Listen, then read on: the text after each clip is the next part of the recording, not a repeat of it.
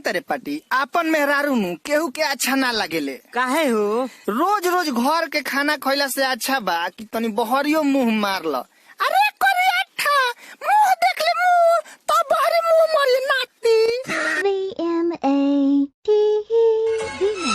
देखे कई चेहरे जहां में मगर, देखे कई चेहरे जहां में मगर, एक तेरे ही चेहरे पे तू दे दे जो रज़ा तो मिल जाए वजह जीने की, तू हो जाए मेरा तो मिल जाए वजह।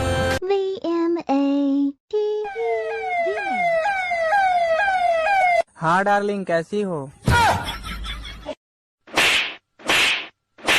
अबे साला ऐसा कोई रिंगटोन रखता है क्या?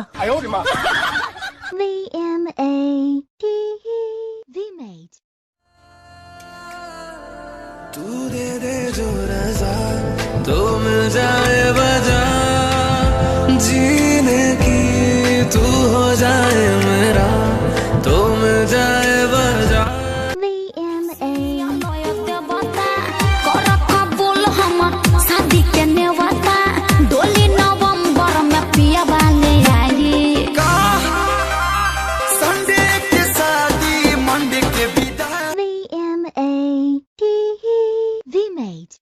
काल मृत्यु वो मरे जो कर्म करे चंडाल का, काल उसका क्या करे जो भक्त हो महाकाल का। नमो नमो शंकर भोलेनाथ शंकर, जय त्रिलोकनाथ शंभु शिवाय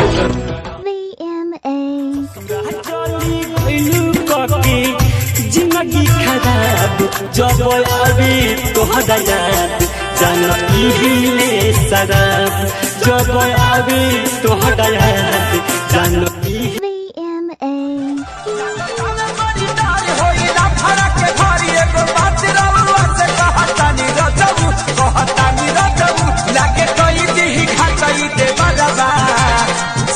से कोड़ी की जवानी।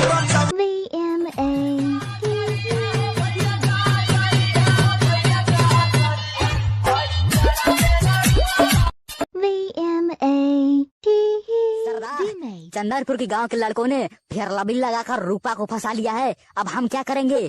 फंसा लेने दो, उन सालों को फंसा लेने दो। फंस के कहाँ जाएगी, घूम फिर के मेरे ही पास आएगी, क्योंकि मेरे आधार कार्ड से वो ली।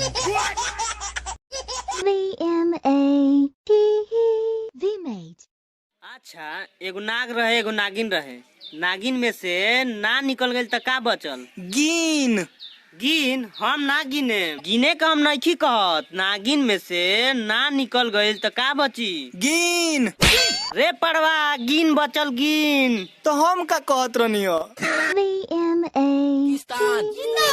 पाकिस्तान जिंदाबाद, पाकिस्तान जिंदाबाद। चुप रे गद्दार, साला खाता है हिंदुस्तान का और गाता है पाकिस्तान का। तो सुन,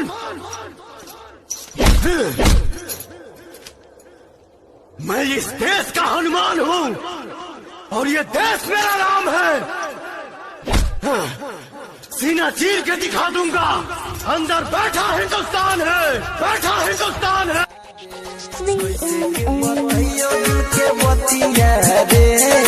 धोखा दिल के प्यार में मोदी जी से निवेदन है कि बस ट्रक रेलवे स्टेशन सब तो बंद करवाइए दिए, प्लीज कुछ दिनों के लिए घर वालियों का मुंह जुबान बंद करवा दीजिए।